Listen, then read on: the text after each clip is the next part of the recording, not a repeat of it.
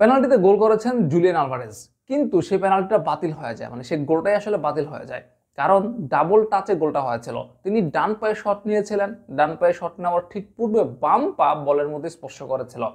কিন্তু এখানে জুলিয়ান আলভারেজের গোলটা আসলে বাতিল হলেও ঠিক একই রকমের গোল কিন্তু বাতিল হয় নাই লিওনেল মেসির ক্ষেত্রে, যেটা তিনি 2022 বিশ্বকাপে করেছিলেন। 2022 বিশ্বকাপে লিওনেল মেসি যে বাম পায়ে শট নিয়েছিলেন এবং তিনি ডান পাটা ওই আলভারেজের মতো স্পর্শ করেন নাই, ডান পাটা বলের এমন একটা জায়গাতে তিনি রেখেছিলেন, বলের এতটুকু দূরত্বে রেখেছিলেন যে বাম পায়ে যখন শটটা নিল তখন বলটা ডান পায়ের জুতার যে সামনের দিকটা রয়েছে সেই সামনের দিকটার মধ্যে বলটা লেগে বলটা দিক পরিবর্তন হয়, বলটা কিন্তু জালে প্রবেশ করে।